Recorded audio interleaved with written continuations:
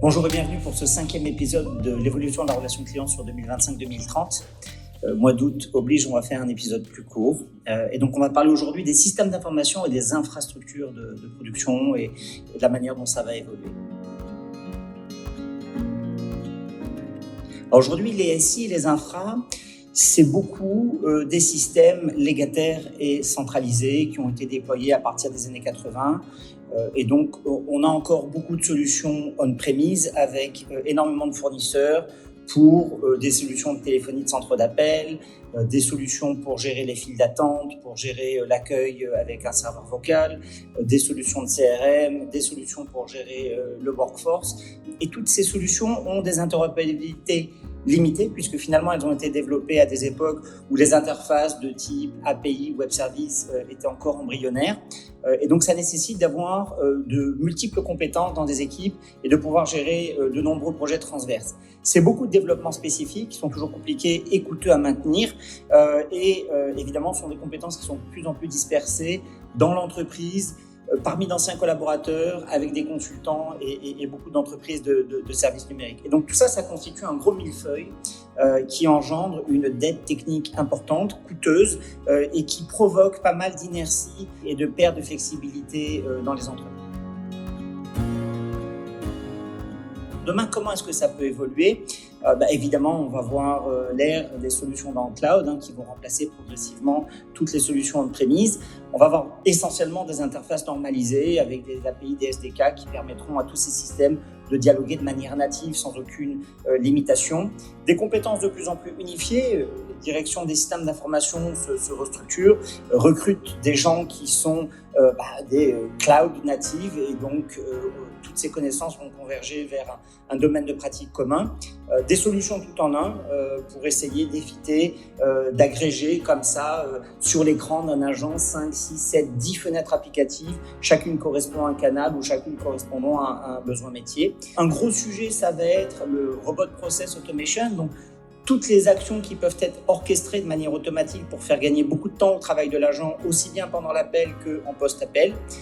De plus en plus de solutions en no-code qui permettront aux agents, aux managers, aux dirigeants de la relation client d'être très autonomes pour des développements spécifiques. Évidemment, des solutions multi-formats. Toutes les solutions actuelles ont été pensées dans le cadre de centres de contact avec des ordinateurs et de grands écrans. Demain, les agents travailleront probablement depuis chez eux, possiblement depuis un smartphone, depuis une tablette. Donc, il faudra des solutions multi-formats. Et on va probablement voir d'ici 2025-2030 les prémices de l'informatique quantique qui apporteront à la relation client des puissances et des capacités de calcul beaucoup plus évoluées qui auront des impacts forcément sur le routage. Imaginons un routage qui se fait par un graphe social plutôt que par compétence. Ça nécessite des puissances de calcul qui sont très importantes. Alors, quels sont les impacts que l'on peut anticiper ? D'abord, c'est un impact sur la partie des données et donc les besoins d'agréger des données hétérogènes en très grande quantité. Ensuite, c'est tout ce qui touche le travail de l'agent au quotidien. Est-ce qu'on est capable de coder les tâches de l'agent de manière à lui fournir l'équivalent d'une app pour chaque action qu'il fait ? On l'a vu, chaque agent traite en moyenne 15 tâches. Et pour faire ça, il ne cesse de passer d'une fenêtre à une autre. Est-ce qu'on est capable de faciliter considérablement ce travail ? L'orchestration des actions post-appel pour le décharger complètement et automatiser toutes les chaînes en amont de l'interaction. Des accès remote depuis des smartphones, pas simplement pour le télétravail, mais également pour le travail en mobilité. On va probablement voir que le WebRTC va remplacer le SIP. Aujourd'hui, les entreprises sont joignables depuis des numéros d'appel. Demain, elles pourraient être joignables uniquement depuis des pastilles sur des sites web ou dans des applications en écartant ou en évitant totalement les réseaux de télécommunications des opérateurs pour ne travailler que sur Internet. On va évidemment voir que toutes les infrastructures liées au back-end seront externalisées. Les entreprises gagneront énormément de flexibilité à ne pas avoir à maintenir les salles techniques, les baies, les connexions réseau, la climatisation, l'électricité et toutes les contraintes que pose la maîtrise d'un centre de données en propre. Et puis, il va y avoir un focus très fort sur l'expérience des agents, pas seulement l'expérience des clients. On l'a vu, les agents sont les ambassadeurs des marques.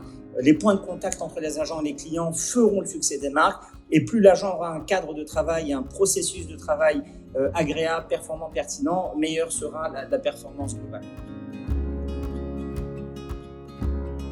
pistes de réflexion parmi d'autres. Évidemment, comme on parle de SI et de infra, ça touche les directions des systèmes d'information et celles-ci vont devoir évoluer. Aujourd'hui, elles ont des compétences très diverses. Elles ont des compétences qui correspondent finalement à ce millefeuille technologique avec des gens qui connaissent très bien la téléphonie puis des gens qui connaissent très bien le CRM. Demain, on verra plus de projets, plus de paramétrage et probablement moins de déploiement et d'exploitation, ce qui va demander une conduite du changement et celle-ci doit être anticipée dès maintenant. Voilà, à lundi prochain et un très beau mois d'août d'ici là. Merci.